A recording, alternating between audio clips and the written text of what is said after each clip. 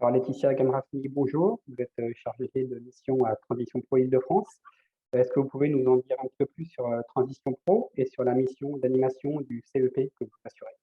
Bien sûr, bonjour Grégoire, avec plaisir. Alors Transition Pro Île-de-France est une structure qui existe depuis le 1er janvier 2020 et qui est issue de la transformation des fonds GESIF. Et parmi donc cette transformation, on va retrouver de nouveaux dispositifs qui, Mhm. pour certains, ressemblent un peu à ceux qu'on connaissait à l'époque du fonds GESIF, avec toujours ce même objectif d'accélérer la transition professionnelle des actifs franciliens, puisque chaque transition pro va avoir une zone géographique. Nous, on va vraiment être limité, entre guillemets, à la région Île-de-France. Et donc, l'idée, c'est d'être un accélérateur de transition professionnelle avec notamment un outil un peu phare parmi nos dispositifs, qui est le projet de transition professionnelle et qui va permettre d'obtenir à la fois la prise en charge du coût de la formation, Mhm. tout en ayant la sécurité du maintien de sa rémunération pendant toute cette période où on peut être en formation quand on est salarié du secteur privé, puisque c'est bien notre cible.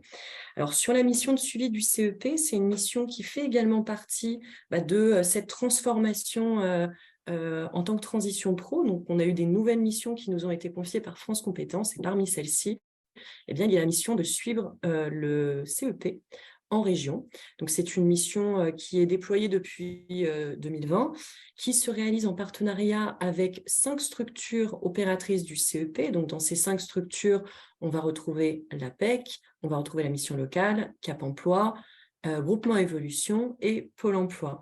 Donc, on a cette chance en Île-de-France que les relations nous permettent réellement de porter des projets, d'avoir des coopérations qui sont assez fluides et qui nous permettent de toujours œuvrer ensemble pour apporter le maximum de nos expertises complémentaires à destination des publics. Et voilà, de toujours mieux travailler ensemble année après année.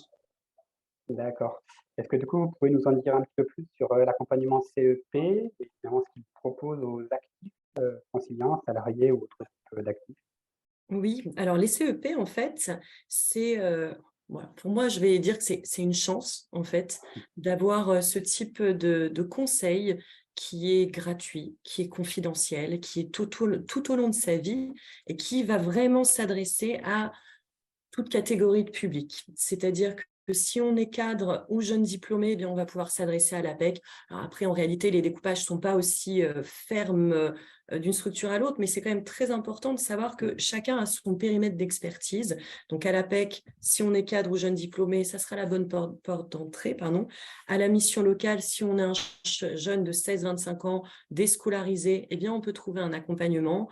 À Pôle emploi, si on est demandeur d'emploi, on peut trouver également un conseiller en évolution professionnelle.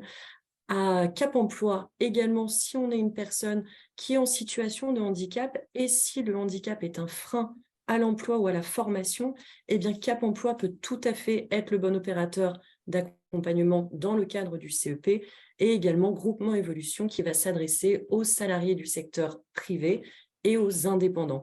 Donc vraiment, on peut se dire que selon la catégorie où on se trouve, on a un expert de notre situation qui va être dédié à notre accompagnement en individuel, en collectif, vraiment nous apporter des clés pour être guidés, pas uniquement sur des sujets de reconversion professionnelle, mais Mhm. simplement à un moment de sa vie, on a envie de faire le point, on a envie de se poser des questions, on a quelqu'un qui est là pour échanger avec nous et nous aider peut-être à nous éclairer dans certaines décisions importantes et tout au long de notre vie.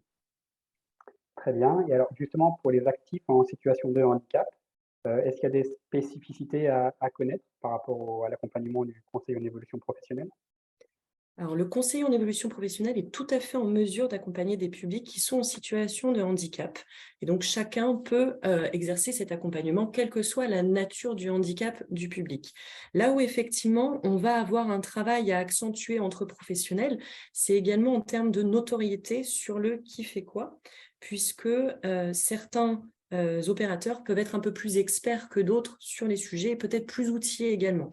Donc, Mhm. par exemple, Cap Emploi a cette expertise par rapport au public en situation de handicap, mais également un réseau de partenaires avec lesquels ils peuvent aussi avoir des actions un peu plus approfondies sur le sujet du handicap. Mais ça va plutôt s'adresser aux personnes dont le handicap est un frein à l'emploi ou à la formation. C'est-à-dire qu'une personne qui est en situation de handicap, et cette situation-là ne lui permet pas de construire un projet sereinement, que ce soit un projet professionnel ou un projet de formation. Cette personne aura la nécessité en premier lieu de faire un travail sur cette situation de handicap avant de se lancer vers l'emploi ou la formation. Eh bien, pour cette personne-là, il serait plus opportun d'être accompagnée par Cap Emploi. Une autre personne qui, par exemple, a un handicap, qui est voilà, connue, gérée, également accompagnée par d'autres parties prenantes en lien avec le secteur de la santé et qui peut donc se concentrer sur les aspects projet professionnel ou formation, eh bien, peut tout à fait être accompagnée par un autre opérateur tel que l'APEC, Groupement Évolution, Mission Locale ou Pôle Emploi. Donc, c'est vraiment là que va se faire aussi la répartition entre quel est l'opérateur le plus pertinent pour moi au regard de ma situation. Très bien, bah, écoutez, merci Laetitia pour ces éclairages sur le CEP. Merci. Avec plaisir. Merci Grégoire.